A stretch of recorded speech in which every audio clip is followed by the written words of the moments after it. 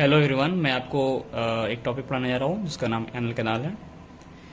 सबसे पहले हम शुरू करेंगे एनल कैनाल के रिलेशंस के बारे में, जिसके एंटीरियर में आपको देखने को मिलेगा कि यहाँ पे बल्ब है। अगर फीमेल है तो ये बल्ब ऑफ वेस्टिब्यूल होगा, और अगर मेल है तो ये बल्ब ऑफ पेनिस होगा। बल्ब में जो मसल है वो है बल्बो स्पॉन्जियोसिस, और इसके पीछे आपको पेरल बॉडी मिलेगी। तो एनल कैनाल के एंटीरियर रिलेशन में दो चीजें हैं, एक है बल्ब, दूसरा पेरल बॉडी। एनल कैनाल के लेटरल साइड में स्टियोरेक्टल फोसा मिलता है, जो कि लेफ्ट और राइट साइड में है। ये स्टियोरेक्टल फोसा कनेक्टेड होता है विद द हेल्प ऑफ हॉर्सोरेसिस। पोस्टर रिलेशन में अगर देखेंगे तो जैसे ये है आपका tip of coccyx. Tip of coccyx is attached with the anal canal with the help of a raphe called as anococcygeal raphe. So these are the relations of the anal canal. Now let's talk about the interior of the anal canal. Interior of anal canal is having three parts: upper part, middle part and lower part. Upper part and middle part both are 15 mm each, while the lower part is 8 mm. So total it is of 4 cm. Let's look the interior of the anal canal with the help of a diagram. Here we see that the upper part, which is 15 mm, is having longitudinal mucosal folds. These longitudinal mucosal folds are called as anal columns or columns of Morgagni. There is also a horizontal crescentric mucosal folds which are called as anal walls. These horizontal mucosal folds forms a line which is called as pectinate line or dentate line. This line is also significant embryologically, like the part above to it is endodermal in origin, while the part below to it is ectodermal, and the middle part is called as pectin. Pectin is mainly consists of non-keratinized stratified squamous epithelium. The terminal part and the middle part is separated with the help of white line of Hilton. The terminal part is having keratinized stratified squamous epithelium, which is normal cutaneous, like in our hand or legs. So this cutaneous epithelium consists of sweat gland and sebaceous glands. Now let's move ahead, talk about the sphincters of the anal canal. So here we have two types of sphincters. One is internal anal sphincter, which is involuntary, and external anal sphincter, which is voluntary. So external anal sphincter is having three parts: deep part, superficial part and subcutaneous part. So let me see these sphincters with the help of a diagram. Here we are seeing the longitudinal section of anal canal, in which this part is pubic symphysis and here it is the anal canal. So as we know that the angle of the anal canal is suspended with the help of puborectalis muscle. This puborectalis muscle is pulling it and forming and suspending the angle of the anal canal. So here this part, the deep part of the external anal sphincter, is somewhat close to the puborectalis muscle, while the superficial part, we see that this is originating from the anococcygil raphe, and then it surrounds the anal canal and insert into the perineal body. And the third part is subcutaneous part of the external anal sphincter. This part, as you see that here it is not supported with anything, but later on I will talk about how. Look here, it is telling the supports of the parts of external anal sphincter.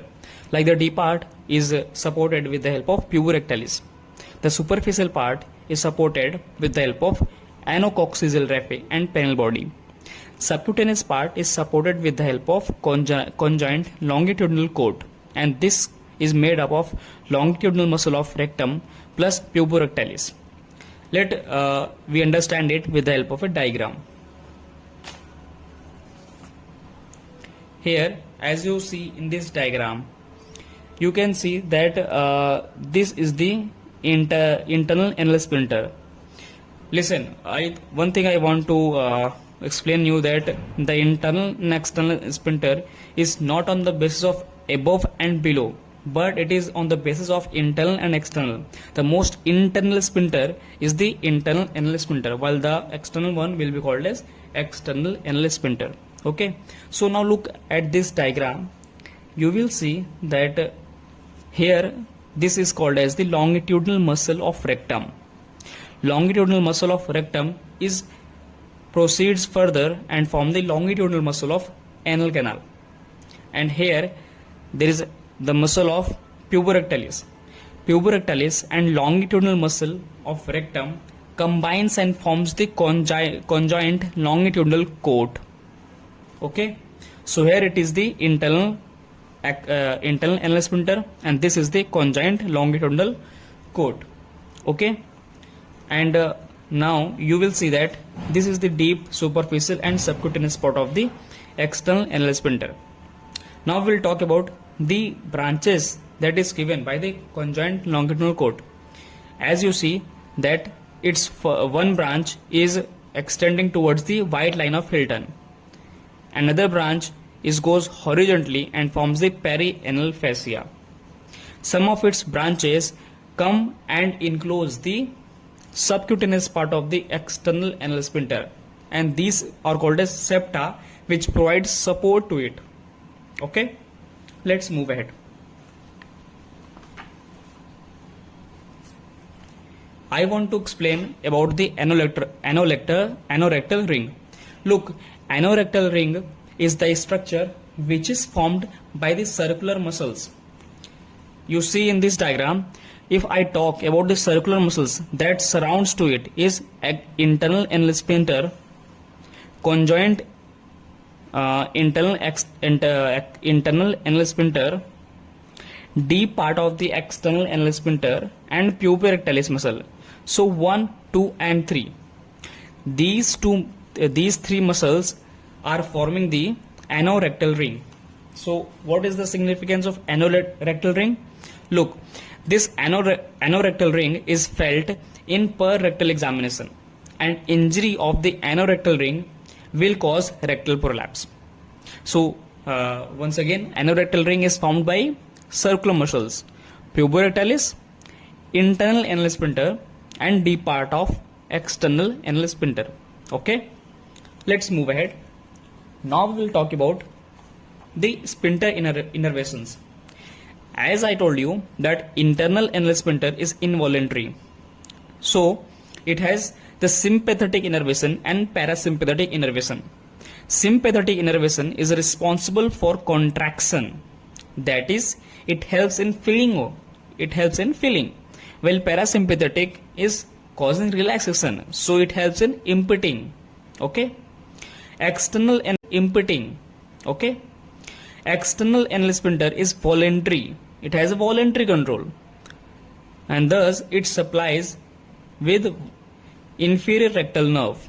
Inferior rectal nerve is a branch of pudendal nerve, and it also supplied with the help of S4, yani sacral forenerve.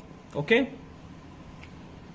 now let's talk about the arterial, venous and lymphatic supplies. Okay, so basically in anal canal these are divided on the basis of dentate line. Okay, so above dentate line the arterial supply is superior rectal artery, while the below dentate line it is inferior rectal artery. Inferior rectal artery is a branch of internal pudendal artery. And for venous drainage, above dentate line there is a superior rectal vein, and this superior rectal vein is drains into splenic vein, which further goes into the portal vein. Okay, this point is very necessary, as we discuss again this point in hemorrhoid also. Okay, so the venous drainage of below dentate line is inferior rectal vein. Inferior rectal vein is drains into inferior vena cava. Okay, now lymphatic drainage. Lymphatic drainage above the dentate line is internal iliac lymph node, while below dentate line it is superficial inguinal lymph node. Okay, before explaining this, first look, the roof of the femoral triangle, there is superficial inguinal lymph nodes, and superficial inguinal lymph nodes is having two parts. One is horizontal group and another is vertical group. So below dentate line, the lymphatic drainage occurs in the horizontal group of the superficial inguinal lymph node. Okay. Now let's talk about nerve supply. Above dentate line, we have sympathetic and parasympathetic. Sympathetic is L1, L2, while parasympathetic is S2, S3 and S4. These are the pelvic splanchnic nerves. Okay. And for below dentate line, the nerve supply is somatic. It is inferior rectal nerve, which is a branch of pudendal nerve, right? Okay. So we go ahead. Okay.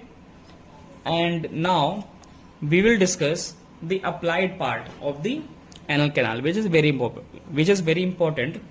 Okay. While you write your answers during the prof exams, you must write a point for the applied anatomy. Okay. So the applied part of the anal canal is hemorrhoid. Okay, which is of two types: internal hemorrhoid and external hemorrhoid, which is also called as piles. Okay. So first let's talk about internal hemorrhoid. Internal hemorrhoid, the cause of internal hemorrhoid is portal hypertension. Portal hypertension causes dilatation of the superior rectal vein tributaries, right? So these hemorrhoids bleeds profusely. Okay, but they are not painful. Why? It is because the innervation of the above dentate line is not the inferior rectal nerve. Okay, that's why it is not that much painful, but it bleeds profusely. But in case of external hemorrhoids, there is a dilatation of the tributaries of the inferior rectal vein, and it does not bleed profusely, but it is highly painful. It is very painful due to somatic nerve supply. Actually, somatic nerves carries the nerve impulses to the brain, right? So it becomes more painful, right? So it becomes more painful. Now let's talk about the internal hemorrhoid, which has primary and secondary piles.